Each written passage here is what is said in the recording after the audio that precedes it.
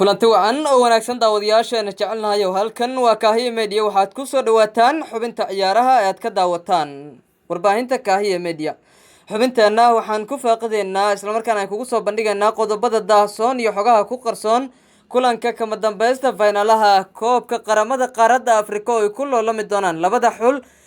xulka qaranka dalka Senegal iyo xulka qaranka dalkaasi Algeria. Senegal ayaa isku arkaya ciyaarta iyadoo si weyn labada dhinac bay u daneynayaan. Algeria waxaa la leeyahay Riyad Mahrez ayaa xidiga ugu halista badan taas oo mar walba ay halista ugu adag kala kulmi doonaan wiilasha qaranka dalkaasi la yiraahdo Senegal. sidoo kale Senegal Sadio Mane ay wataan oo garabka ka duula iyadoo taasina ay halis gelin karto wiilasha qaranka dalka Algeria. dhaawacyo kala duwan ayaa ciyaartooy ku maqan yihiin waxaana la leeyahay Youssouf Atal ninka la yiraahdo ay oo ka jabay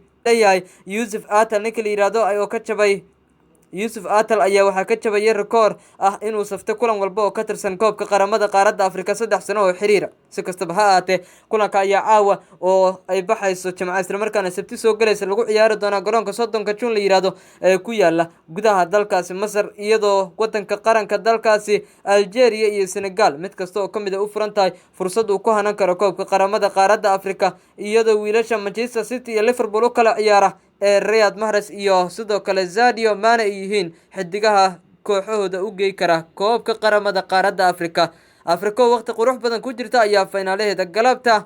finaalaheeda caawa lagu ciyaari doona dalka Faraacinta Masar oo guuldarro qaraar kala kulmay tartankan isaga haray markii ay guuldarro ka kasbadeen wiilasha qaranka dalka Benin. waa aragnaa natiijada ka soo baxday saaxiibayaal kulanka kama dambaysta Senegal iyo Algeria.